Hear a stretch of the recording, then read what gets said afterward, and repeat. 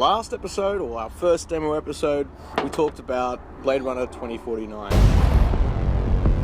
That night, I went and saw it again, went to IMAX. This time I walked away with a few more issues with the film. Basically, I changed my mind. I still think it is the best film of the year, but it isn't the flawless piece of storytelling that I thought it was the first time around. They know you're here. See, the first time around, I was totally soaked up by the aesthetics of the film. The visuals, the sound, it really brought me back to that Blade Runner world.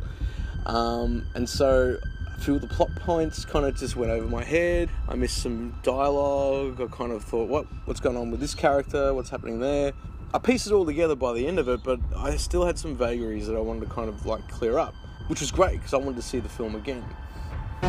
He's constructing an army. And this time around, while still being overawed by the aesthetics of the film, I walked away noticing a few glaring errors. Basically, the film, for me, is incredible up until a point, and that point is when Rick Deckard shows up. Now, I think I'm suffering a little bit from Harryitis. I'm a bit over Harrison Ford. I love Harrison Ford. I love even his grumpy persona that he puts on for the media. But there have been so many major franchise reboots starring him. The question I was asked was, do you have the intention of rebooting every successful franchise you've ever done? And older, grumpier father figure versions of these swashbuckling, charismatic rogues that I grew up with. And I said, you bet your ass I have. It's again, You bet your ass I have. You see that saggy face kind of come into frame, and he throws that one vague line out of a fucking Treasure Island book and about cheese. And what the fuck's he been doing in Las Vegas all this time? He's got all this kind of gear set up. He looks like he's got his surveillance system on. He's pretty alert. He looks pretty fit. He's got bee farms going on. Maybe that's his, his canary in a mine shaft type ploy. But what the fuck has he been doing this whole time? Tell me what you remember. There was something about the way they dealt with the film from that point on that kind of threw me out a little bit. So, although one of my favourite scenes in the film is solely focused on Deckard's character, and that is when Wallace, spoilers by the way, when Wallace shows up with Rachel, and that beautiful CGI that they've been able to do to create that character is looking so realistic. Sean Young, who was absolutely smoking, and she comes out again with those, the 80s power shoulder pads and the hair, and she's got that same look in her eye. That was a beautiful moment. But then even that moment was kind of a bit ruined by some kind of confusing throwaway line that Deckard says about her eyes being green. Dude, Sean Young's eyes were not green. They were black. They were dark as the deepest pits of hell. I remember those eyes. I had a bit of a thing for going on for Sean Young, and she had black eyes. I swear she had black eyes. Unless he's referring to those weird reflections that they had, but they were more like pink or something like that. So she didn't have green eyes. She had black eyes.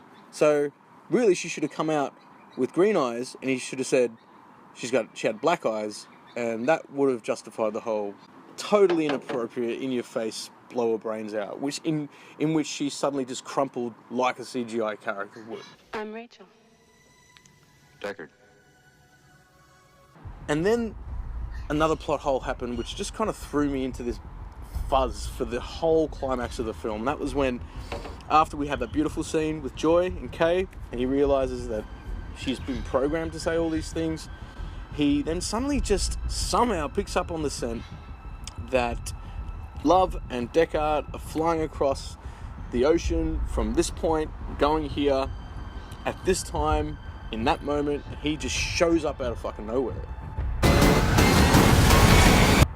I know we're assuming that he's got tracking capabilities and that, but show us that. You do not know what pain is yet. It was weird.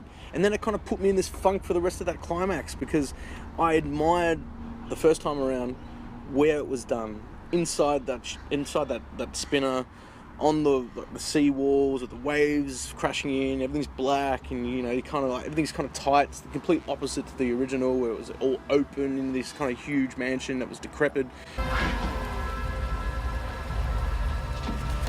As a climax, it just kind of felt like it fell a bit flat compared to the rest of the film, and I think ultimately it was because Love's character, who had been going through this weird fucking teary-eyed arc of being soft and then cold and then brutal and then martial artist and then I want to be the best replicant ever, and then he kind of chokes her out, and that's a really brutal kind of choking scene, and she just kind of just expires, and her character kind of didn't go anywhere.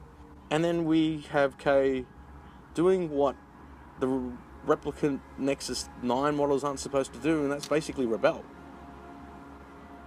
But they're not able to or capable to do it, apparently.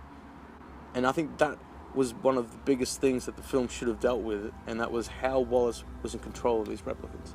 Because I didn't see any strings, and I've seen that short film beforehand, and seeing one replicant stab himself in the neck doesn't mean that to me that all replicants will do it, because they're all kind of meant to be having their own memories, and they're all human beings, more human than human, and they would probably react in that situation different from each other. So what is this magical control that Wallace has over the replicants? It's never really explained, and they explain everything else so well in terms of the control with the memories and the limited lifespan and extending it and blah blah blah. But this is just like, oh, I just make them do, they just don't rebel, they don't run. So, ultimately, the plot holes kind of sunk my battleship. I thought you might be able to help me with the case. Any idea where I could find him? I still rate this movie, and I encourage as many people as I can to go and see it, because it is a cinematic experience. It's a worthy sequel, and it's a true sequel. There's you got sequels, but then you got sequels which sit in that very small category alongside Terminator 2 and Empire Strikes Back and The Godfather 2 and Back to the Future 2. Definitely Back to the Future 2. 21 gigawatts! Where the sequels either match the first or just kind of extend it. It doesn't necessarily be better than the first, it just kind of extends it. I had the lock, and he has the key. It sits within that very, very special, rare category. So hats off to Denis for putting that together. What's the plan?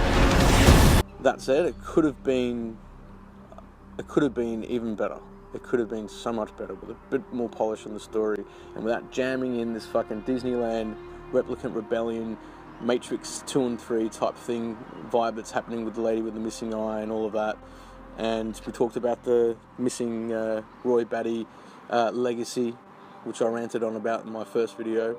So overall, go and see it, bathe in its beauty, and I rate it, if I was doing a classical film garden, film backyard, out of 5 stars, I would rate this one 4 out of 5 stars.